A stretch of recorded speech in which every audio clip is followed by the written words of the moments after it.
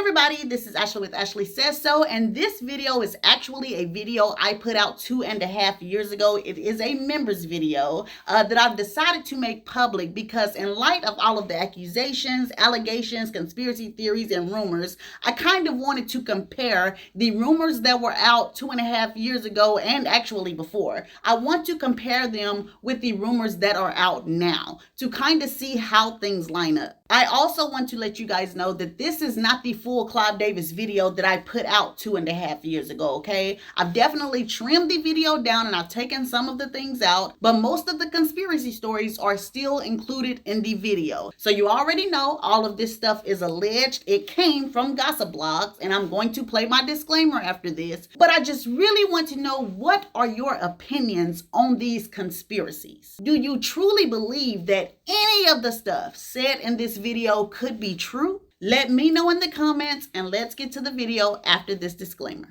What's up, everybody? I am not sure what's true or false in this video. This is a gossip video, just like on a gossip blog website. So I take rumor and tea and gossip from online, from magazines, from books, from wherever I can find it, and I ball it up and I tell you guys a story. So without further ado, now let's move into the 80s and some of the darker side of the Clive Davis tea. Because in the 80s is when he signed singer Whitney Houston. After the year around 2001, 2002, Clive really started being hands off with Whitney Houston because, see, he had stepped down from Aretha, okay? But then in 2007, Whitney and Clive did hook back up, and he did start talking to her again because he and Whitney had decided to work on an album together. But this meetup and them working together supposedly quickly turned sour because Clive had wanted Whitney to record a pop album, and Whitney wanted to do something more soulful. So he told her, he was like, Whitney, ain't nobody checking for that soulful family background singing mess you've been doing. That's old school. Nobody wants that. And Whitney told him, I don't give a doggone what you think. I'm gonna do what I want to do, and like I said, I'm gonna do a soulful album. And that album was released in 2008, and it was called I Look to You. And I'm sure when it came out, Whitney rolled her eyes and shook her booty, honey, because she was right.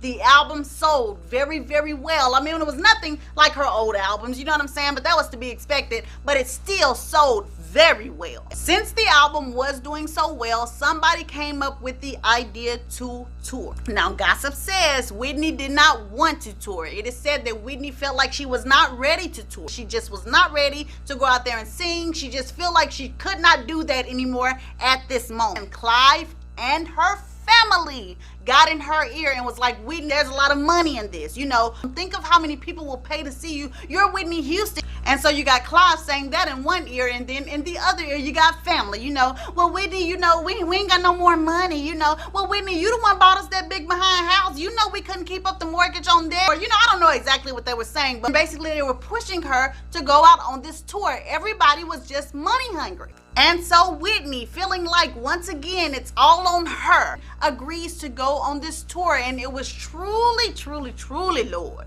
one of the worst decisions that she could have ever made. Child, Whitney got on that stage sounding like somebody took a Brillo pad to her throat, honey. I mean, she just sounded any kind of way. And if you think I'm playing, go click the link in the description. Whitney Houston was sounding just like that, just, I looked at you. And the audience were shocked. They could not believe that Whitney Houston had opened her mouth and this voice came out of her. And it was terrible for Whitney because the people felt betrayed because they paid to see Whitney Houston. And when they hear Whitney Houston, you expect for somebody to come out there and blow you away. This is Whitney Houston. So they pay that money for those tickets, and to get this, they felt betrayed. You know, and some of the audience members just got petty, child. I mean, some of them folks just doing too doggone much. They called the news stations and everything. So all of a sudden, all the big time news outlets was playing clips of Whitney sounding like this, you know, people doing news interviews.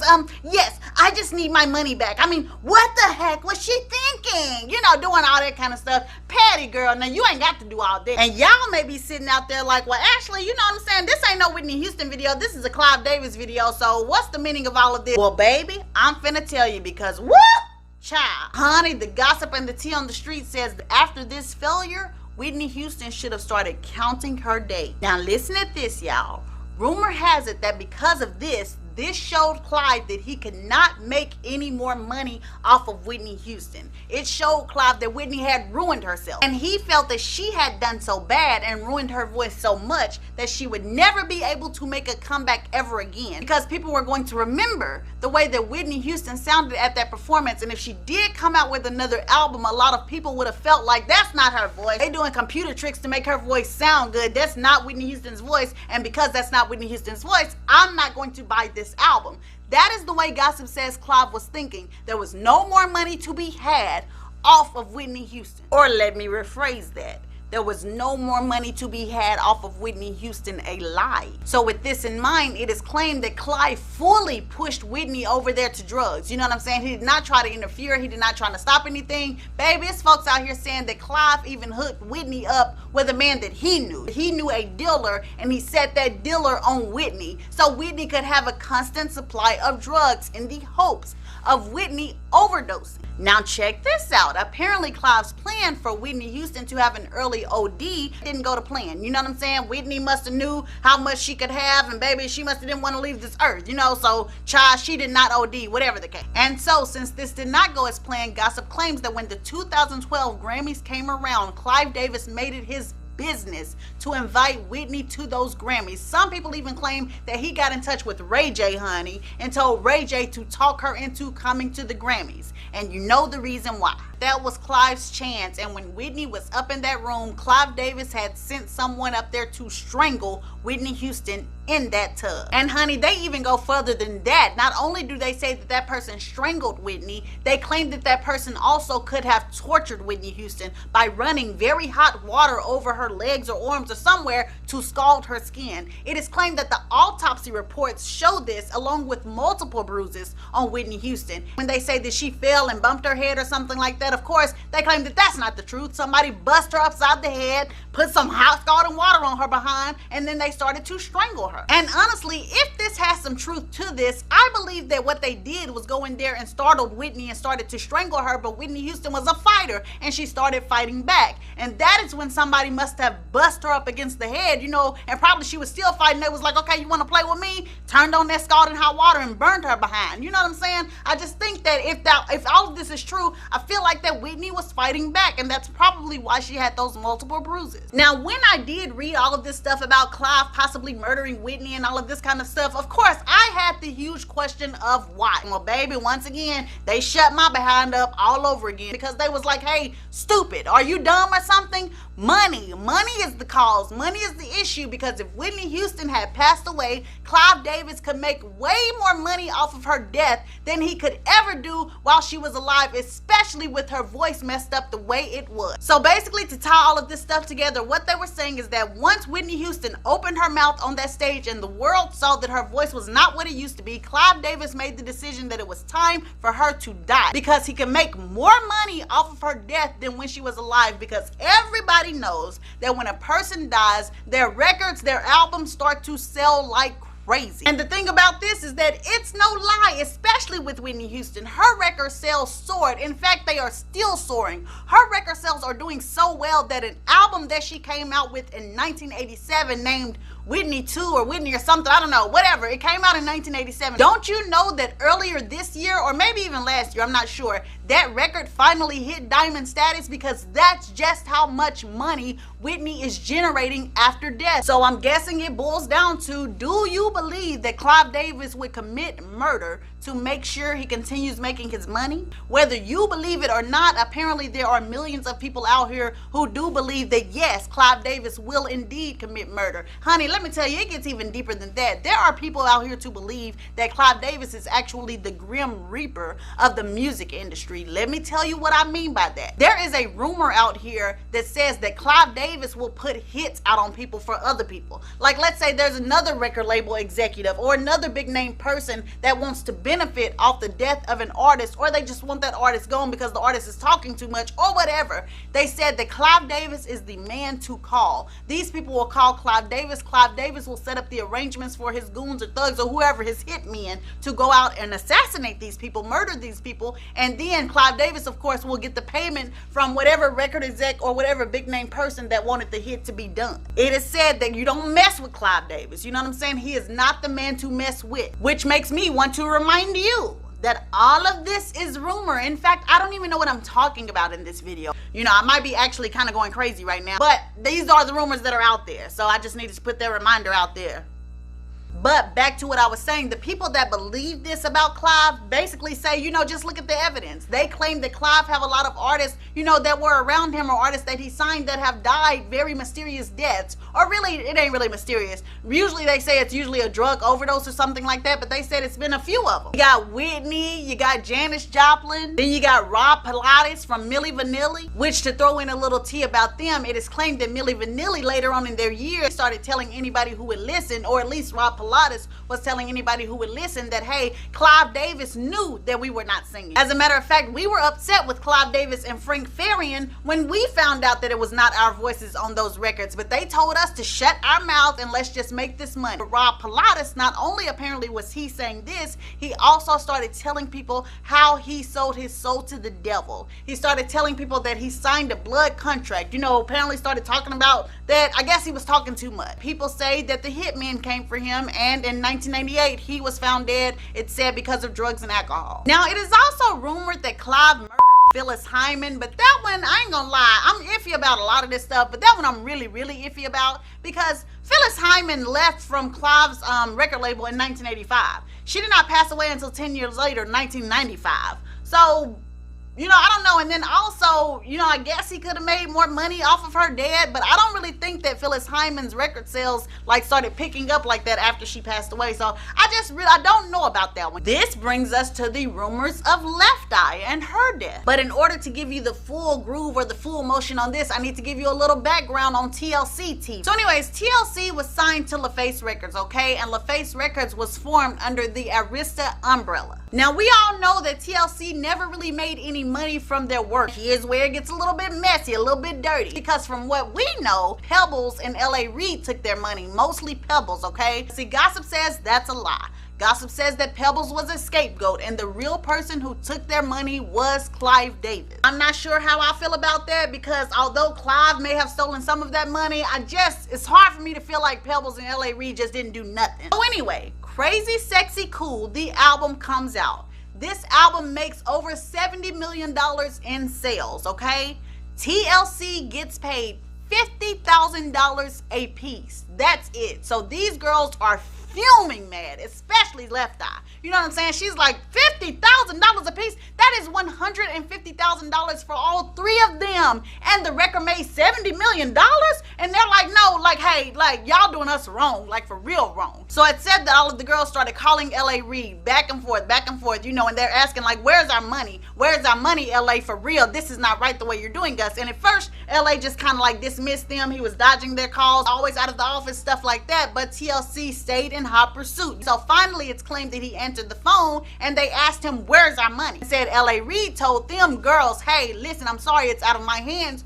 Your checks were given to Clive Davis. And so from there, TLC started hunting down Clive Davis. You know what I'm saying? They was calling him all the time, and every time Clive is in a meeting, you know, Clive is busy, Clive is not here, blah, blah, blah, blah. And so they were stuck. You know what I'm saying? They were at a loss of ideas of what to do. That is when Left Eye was like, oh, y'all giving up? You know, and they're like, well, we don't know what else to do. And Left Eye was like, baby, I know what to do. We finna go roll up on Clive. And they're like, well, you know, they said he was in a meeting and all this kind of stuff. And Left Eye was like, I don't give a doggone about no meeting. I said we're about to roll up on Clive. So they all jump in the car, and there's this rumor about their cousins, big girl cousins were in the car like security guards. I don't know. Whatever the case, everybody rolls up and they get to Arista Records. They jump out of the car, they run into the front of the building. The secretary is trying to stop them. You know, oh, you know, Clive Davis is in the meeting. They telling her, shut up, B. You know what I'm saying? They running in. So they run into the meeting that Clive Davis is in, open the door, and they all up in his office, you know. And whoever Clive Davis was meeting with, that person left out of the office in a hurry because it's claimed that Left Eye took out a gun and pointed it straight at Clive Davis's face and was like, we need our money now. And so Clive is like, girls, what's going on? And they're like, you know what's going on. You done took our money. We need our money right now. And so Clive does indeed supposedly write them a check for I don't know how much. And so they're like, okay, good. This will work for now. Give us the rest of our money later and all this kind of stuff. And I think they also stole some of their memorabilia while they were there or something like that. And then they leave the office. Well, after it's all over, TLC was happy because Clive never called the cops. You know what I'm saying? He never reported anything. And really, they just went back to business as usual, like nothing ever happened. But gossip has it that Clive on the inside was fuming. And he was very embarrassed that they had handled him like that. And the thing that messed with his pride and ego most of all was the fact that Left Eye pulled a gun on him. And it's claimed that Clive never forgave Left Eye for pulling that gun on him, and he had something in his spirit where he was like, I'm gonna get you. I'm gonna get you because you done too much. And so supposedly he finally saw his chance in 2002 when Left Eye went off on this life purpose tour of Honduras. And it said that Clive thought this was the best time to get his lick back because people had already felt like Left Eye had went off the deep end. She was speaking on positivity, manifestation, law of attraction, and things like that. And today we know these things are real. We know these things are true, and we know these things are very good for people to do. But back then that stuff was unheard of. You know what I'm saying? What are you talking about? Law of attraction and positivity and energy? What are you talking about, Left Eye? So when she went off to Honduras to kind of find herself and her life purpose and stuff, Clive felt like, everybody's looking at her like she crazy anyway. Her reputation is messed up. So supposedly that is when he put a hit out on her. And in early April 2002, Left Eye was a passenger in an SUV, I do believe. And the SUV was driving along the road and a little boy came out suddenly in front of the car, okay? There was a collision. They hit that little boy and that little boy passed away. Now it's claimed nobody saw how that little boy just instantly got in the middle of the road like that. But of course, gossip claims that he was pushed. You know what I'm saying? Somebody obviously planted him there to cause this collision. Well, like I said before, the little boy was hit and he passed away. Left Eye, on the other hand, walked away with the incident with no injuries. So obviously, if this was a real hit, this was a failed hit. So 2 weeks later, Left Eye was again in a SUV. She was the driver this time, and this time she was involved in another collision, and this time it did take her life. So if this was a hit, the hit had succeeded. And another thing that made people feel like this was a hit is because Left Eye was in the car with at least 4 or 5 other people. You know what I'm saying? But she was the only one that died. She was the only one that passed away. And also, if you look at her death photos, it looks like she only had a bump in the head. Now, I'm not saying that she couldn't have internal injuries and internal bleeding, but some people feel like something may have happened to her in that car. Somebody with her in that car may have done something to her, and she lost control. And, I don't know. But here's the thing about this rumor, because all of this was said to happen because Clive did not ever forgive Left Eye for pulling that gun on him. But the thing is, T-Boz came and not just a few years ago and said that people lied about that. There was not a gun involved in that anywhere. So T-Boz said nobody even had a gun. Now, let me tie in some more gossip with this one. So when TLC burst into that meeting that Clive was having, it is said that Clive was actually meeting with Puff Daddy. And this leads me to the ultimate messy behind tea with Clive Davis and Puffy Sean Combs. Now let's begin with the #1 rumor out about them. The rumor that says that in order for Clive Davis to become a distributor and to fund the startup of Bad Boy Records, this rumor claims that Puff Daddy had to bend over and give it up for Clive Davis. It's also said that he had to get on his knees and do some stuff like that for Clive Davis. But get this though, the rumor does not stop there, because it's said that even after this initial contact of what Puffy had to do, it's claimed that he and Clive were still in a relationship or still messing with each other after that for at least 5 years. It's also said that Andre Harrell, I'm not exactly sure how to say that. It's also claimed that he had to give it up, bend over and get on some knees to do some things in order for Clive Davis to do the things he did for him. Now check this out. This is where it gets a little strange, because it's claimed that not only did Puffy have this relationship from Clive Davis basically made Puffy like his miniature him. You know what I'm saying? Everything that he learned, everything he knew, he put this knowledge into Puff Daddy, and that comes right down to the Grim Reaper, because it's claimed that Puff Daddy is the Grim Reaper for the R&B side of things, okay? That Puff Daddy, when it comes to rappers and R&B, Puff Daddy is Clive Davis of that. Baby, all I know is that it's claimed that Puffy has had a hand in many folks being killed. And yes, Biggie Smalls is supposedly one of them. said that Clive Davis told him, hey, you need to have one major death, you know what I'm saying? And if you have a major death, you can build up all of your artists off the backs of him. I don't know how to put it, but whatever the case, that death would make your record label major, I guess, and then you build up everybody else off of that. Then, child, listen at this. It's claimed that one of the latest deaths that Diddy was behind was of his ex, Kim Porter. Supposedly, Kim Porter was about to put out a tell-all book, and in this tell-all book, she had Puffy's name as well as Clive Davis's name in that book that she was about to put out, and it's claimed that, hey, they couldn't have that, so Puffy sent the goon. And when it comes to this Puff Daddy and Clive Davis tea, there is this lady that's on YouTube a lot. Her name is Jaguar Wright, and supposedly she has a lot of information about Clive Davis and his minions, especially when it comes to the R&B rap side of things, because she's out there saying that, like, not only is it Puff Daddy that's one of his minions, there's Alicia Keys, there's Mary J. Blige, and I think maybe she even said Jill Scott or something like that. I'm not sure, but she really knows how to go into detail and explain everything, and you guys can look her up. There will be plenty of videos that come up with her name. It's Jaguar Right, with a W, right, okay? And she has tons of videos, and I can't explain this how she does, because this is her stuff. So she knows how to tie all of this stuff together, and it really opens your eyes. You know, some folks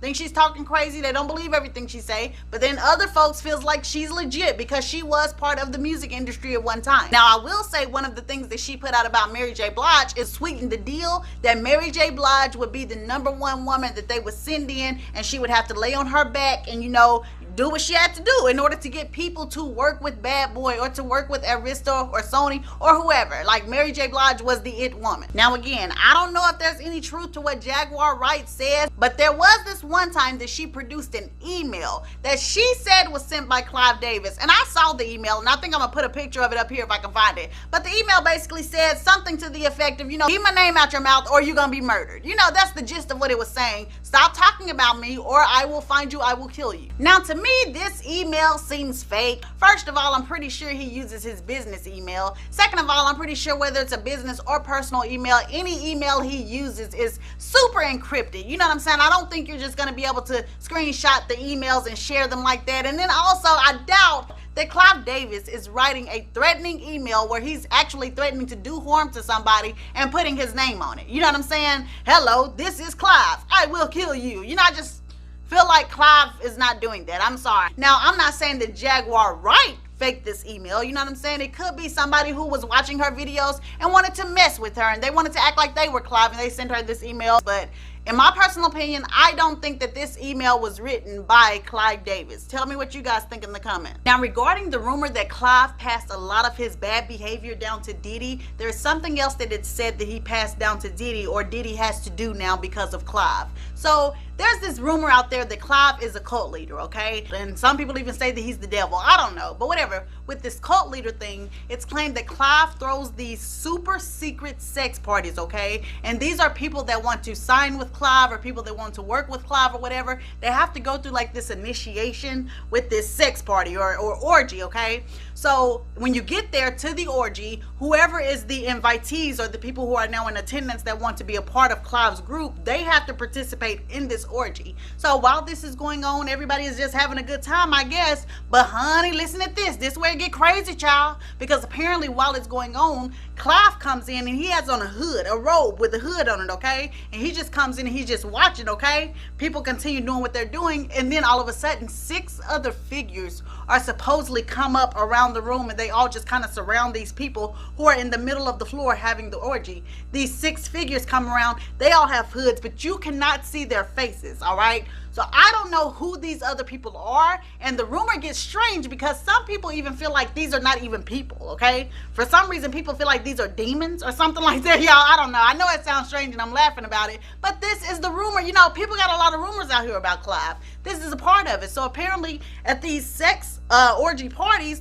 Clive is there with his hood on and his robe, and then while people are like in their own world, okay, nobody's paying attention to him, that is when these other 6 figures come and they surround the room and they just sit there and they just watch, you know. And then when it's all over, the 6 figures are gone and Clive is the only one standing and remaining. I guess the fact that those 6 figures like kind of disappear or nobody knows who they are, I guess that is why people feel like they are otherworldly or they are not from this earth, you know. And then you got these rumors out here that says Clive is like a lizard king king devil or something.